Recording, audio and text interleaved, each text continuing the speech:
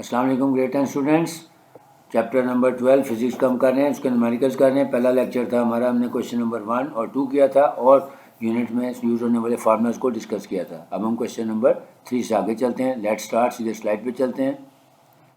Question number 3 ये रहा आपके सामने।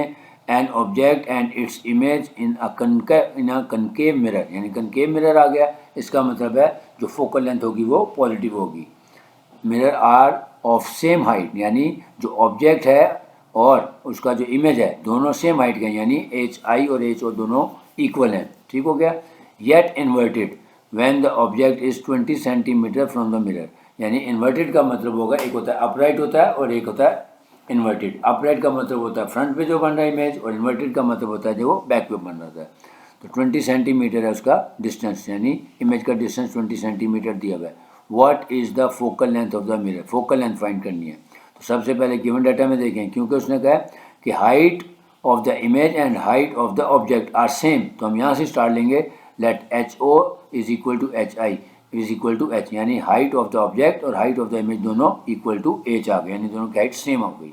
अब बाकी गिवन डाटा लिख लेते हैं कि ऑब्जेक्ट डिस्टेंस बताया है उसने कि कितना है, 20 सेंटीमीटर फ्रॉम द मिरर है। तो ये हमारा ऑब्जेक्ट डिस्टेंस आ गया। फिर इमेज डिस्टेंस भी हमने फाइंड करना है और फिर फोकल लेंथ भी फाइंड करनी है।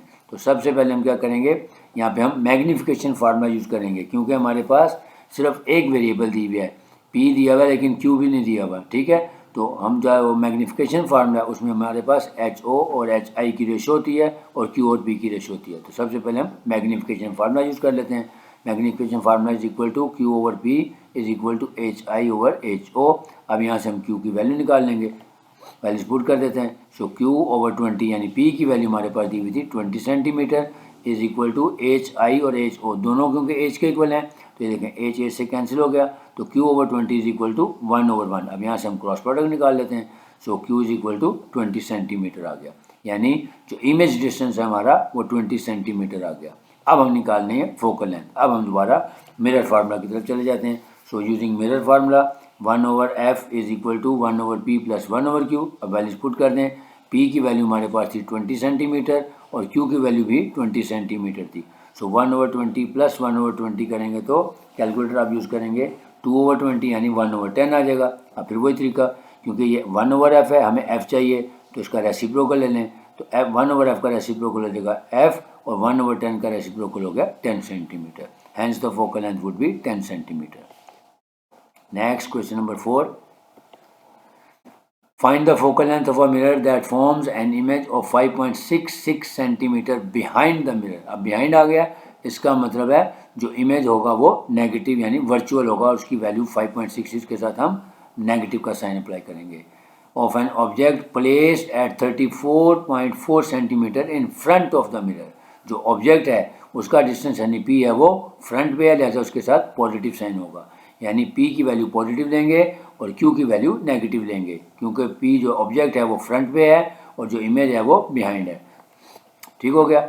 और इज़ द मिरर कन्वेक्स और कनकेव। अब फिर क्या करेंगे, हम फोकल लेंथ निकालेंगे, फिर देखेंगे अगर फोकल लेंथ का आंसर पॉजिटिव है तो कनकेव मिरर होगा, और अगर नेगेटिव है तो कन्वेक्स मिरर होगा।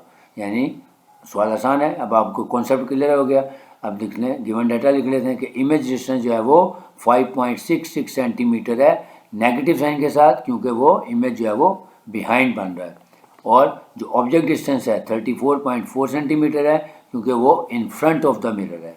ठीक है, फाइन हमने क्या करनी है, फोकल लेंथ। तो मिरर फार्मूला यूज़ कर लेते हैं, 1 over F is equal to 1 over P plus 1 over Q. अब वैल्यूज पुट कर दें।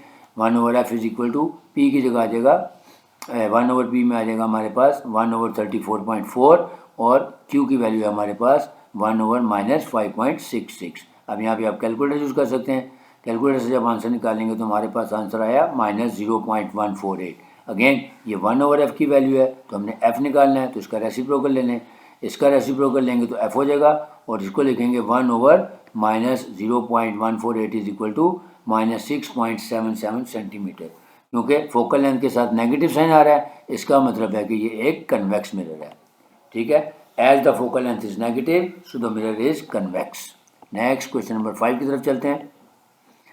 N image of a statue appears to be 11.5 centimetre behind a convex mirror, यानी बिहाइंड आ रहा है, इसका मतलब अगेन जो ये 11.57 है इसकी हम साथ नेगेटिव साइन अप्लाई कर देंगे with a focal length of 13.5। अब क्योंकि कन्वेक्स मिरर है तो लिहाजा फोकल लेंथ के साथ भी 13.5 के साथ नेगेटिव साइन लगाया जाएगा।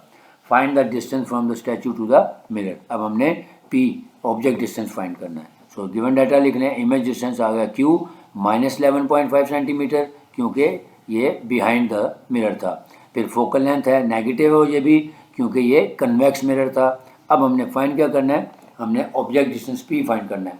बहुत आसान हो गया। चीज़ें असल चीज़ें इसमें कि आपने पहचानना है कि नेगेटिव साइन कब लगाना है, पॉजिटिव कब लगाना है, कौन सा कन्वेक्स होगा तो क्या करना है और कनकेव हो तो क्या करना है। तो मिरर फार्मूला यूज़ कर लेंगे। 1/f is equal to 1/p plus 1/q। Values put कर देते हैं। 1/p की वैल्यू हम निकाल हमने क्योंकि यहाँ पे हमने ऑब्जेक्ट डिस्टेंस फाइंड करना है तो इसी फार्मूले को हम रीराइट कर लेंगे, यानी 1/p is equal to 1/f minus 1/q, क्योंकि 1/q इधर पॉजिटिव है, इधर आके नेगेटिव हो जाएगा। तो इस फार्मूले को रीराइट कर लेते हैं। 1/p is equal to 1/f minus 1/q हो जाएगा और फिर उसके बाद इसमें वैल्यूज पुट कर देते हैं। अब फ्रीक्वेंसी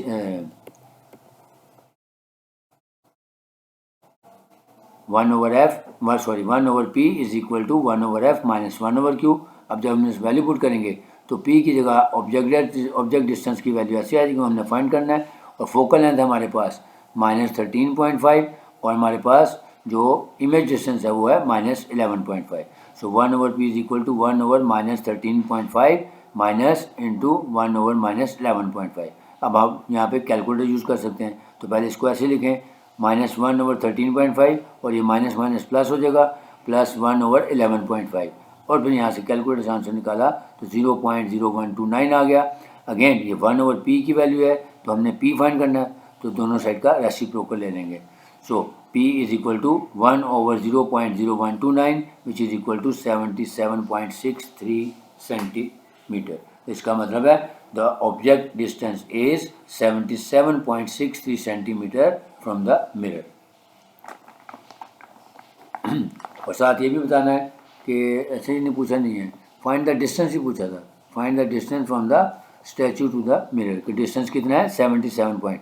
लेकिन ये बता सकते हैं कि p का वैल्यू क्योंकि पॉजिटिव है तो हम ये जरूर कह सकते हैं कि जो ऑब्जेक्ट है वो that is placed in front of the mirror बराबर है, क्योंकि इसका आंसर पॉजिटिव आ गया। Next question number 6।